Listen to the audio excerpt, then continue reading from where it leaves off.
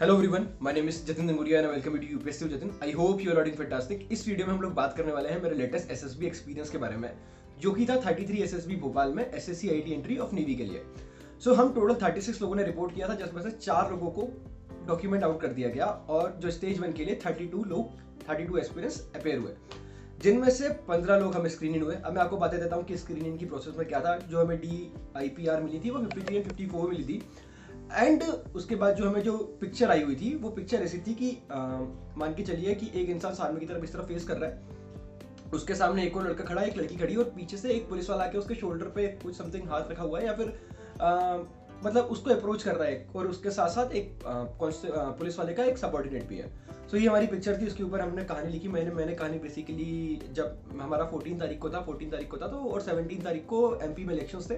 सो मैंने उससे थोड़ा इलेक्शन वाला ड्यूटी से रिलेटेड वो स्टोरी लिखी। एंड फिर हमारा नरेशन हुआ, GD हुआ and 15 of us got screening. अब स्क्रीनिंग होने के तुरंत बाद हमें डॉक्यूमेंट वाला काम करा जाता है हमारे साथ थोड़ा बहुत, तो हम डॉक्यूमेंटेशन वाला वर्क कंप्लीट करते हैं। उसके बाद से हमारा नेक्स्ट मॉर्निंग को स्टार्ट होता है साइकोलॉजिकल टेस्ट। साइकोलॉजिकल टेस्ट में मेरे को सेम टू सेम वही टेस्ट स्टोरीज आई थी जो मुझे CDS AFA की SSB के टाइम पे आई थी।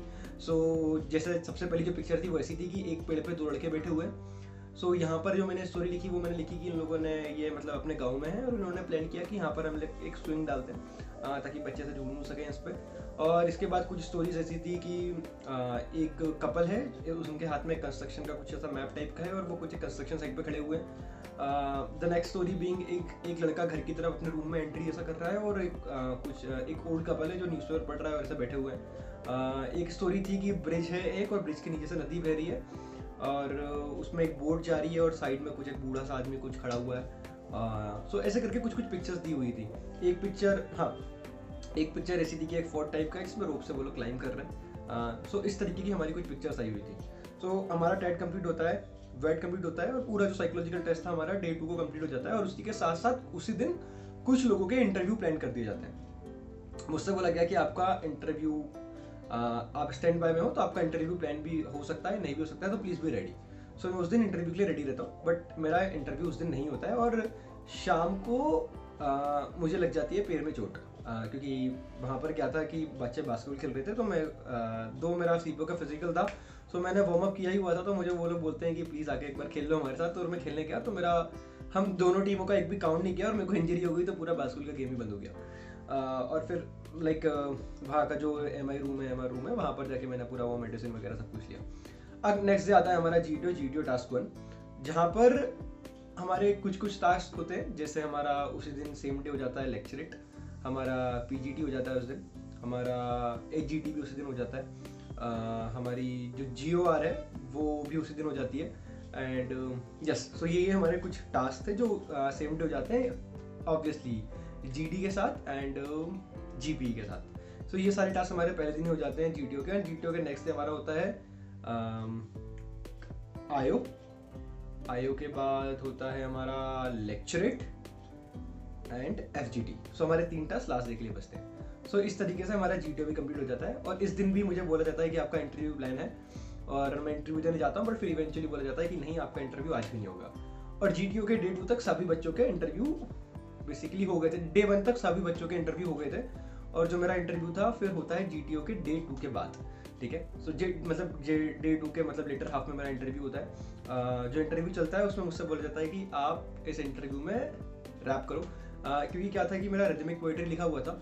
मैंने सोचा था कि इस बार मैं रैप का नहीं बताऊंगा, but the interviewer asked me कि आपने you have been into a music society, तो आप उधर करते क्या थे, क्योंकि उसमें म्यूजिक सोसाइटी लिखा है but there is nothing like music, बस वहाँ पर रिदमिक पोएट्री है। सो ये आस्क्ड मी अबाउट इट और उन्होंने मुझे बोला कि रैप करो आप। सो मैंने इंटरव्यू में रैप किया है।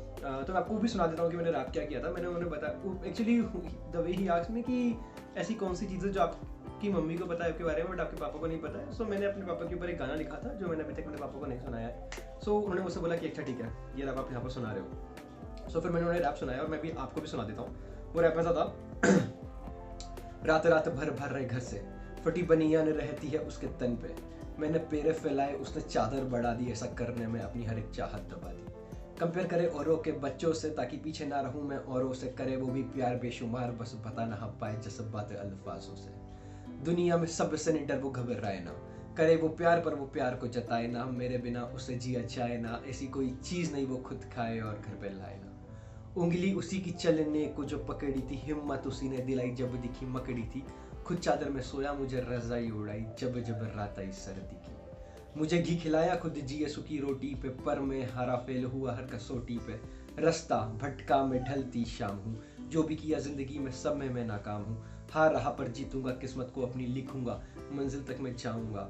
अब इसमें भले मेरे पैर भी टूट जाए तो मैं रेंग के चले जाऊंगा। और उस समय मेरे पैर में बहुत ज़्यादा चोट लगी हुई थी, तो इंजरी भी थी, तो वो लाइन उधर साइड शूट कर गई। एंड फिर मुझसे इंटरव्यू में वो लोग पूछते हैं कि Jatin, if you get recommended आप किसको श्रेय दोगे। And also he asked me कि what if you get recommended this time. मेरे हिसाब से मुझे पर्सनली ऐसा लगा कि फ्रॉम द इंटरव्यूअर साइड उन्होंने मुझे वो डेफिनेटली 101% रिकमेंड किया होगा, बट शायद मैं GTO में उतना अच्छा परफॉर्म नहीं कर पाया। सो GTO being one of the reason मैं इवेंचुअली जाके कॉन्फ्रेंस आउट हुआ। सो ये मेरा था थोड़ा सा, और उसमें से फिर हमारा था कॉन्फ्रेंस डे, जिसमें से हम 15 लोगों में से एक इंसान रिकमेंड होता है जिसका चेस्ट नंबर 1 था। सो ही गेट्स रिकमेंडेड और just he really perform well. जो भी हमारे GDs हो रहे थे, सो उसमें he used to take initiative, वो सबसे पहले बोला करता था। और ऐसा जैसा कुछ नहीं था कि आपको PGT में वो सबसे आगे दिखे, like he was a really team player. So वो सब चीज़ें थी and he get recommended, he was a deserving candidate. So ये था मेरा पूरा एक्सपीरियंस भोपाल SSB के बारे में। और जो एक और इंटरेस्टिंग बात थी इस बार के SSB में, वो ये थी कि आपको आउट पास भी मिल रहे हैं भोपाल में। सो अगर आपको कहीं घूमने जाना है तो आप घूमने भी जा सकते हो। मैंने आउट पास का इस्तेमाल किया था वोट देने के लिए, क्योंकि 17 तारीख को यहाँ पर वोटिंग थी। तो मैं घर आया, मैंने वोट किया और फिर मैं वापस गया मेरे SSB centre. So yes, that's it in this video. बाकी आप में से जिसका भी अपना SSB है, very best of luck from my side. That's it, just being said, bye bye, take care, see you soon, signing off, Jatin.